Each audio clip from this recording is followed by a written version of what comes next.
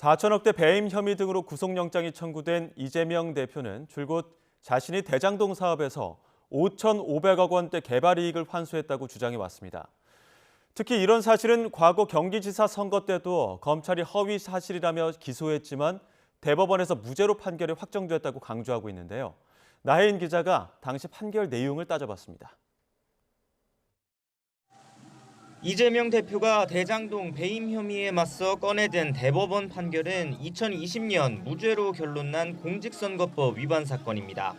당시 검찰은 이 대표가 2018년 경기지사 선거 때 대장동 사업으로 5,503억 원을 환수했다는 거짓 치적을 홍보했다고 기소했습니다. 이게 무죄로 확정됐으니 검찰이 적용한 4,800억 원대 배임 혐의는 억지라는 게 이 대표 측 주장입니다.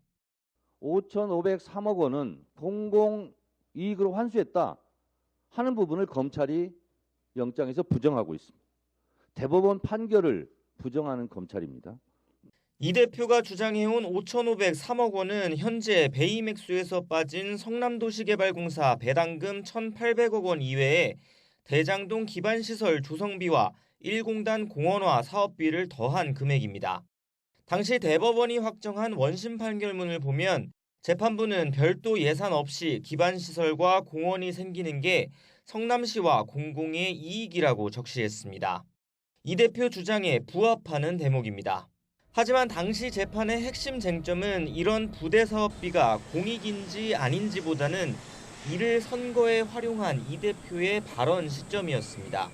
2018년 지방선거 때는 두 공사 모두 첫 삽도 뜨지 않은 시기였는데 이 대표가 이미 다 끝난 것처럼 말한 걸 검찰이 문제 삼은 겁니다.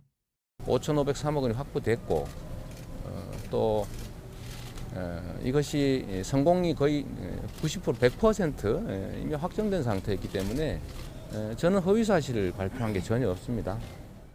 지금 검찰 역시 대장동 기반시설과 1공단 공원 조성비를 민간업자가 됐다는 건 다투지 않지만 공공환수 개념보다는 사업 비용으로 판단하고 있습니다.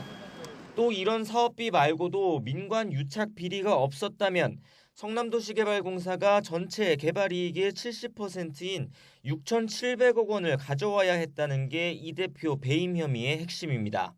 특히 검찰은 서판교 터널을 비롯한 대장동 기반시설의 경우 오히려 민간업자들이 땅값을 띄우기 위해 원했던 공사였다고 보고 있습니다. 3년 전 선거법 무죄 판결만으로 이 대표가 검찰의 의심에서 벗어나긴 힘든 상황입니다.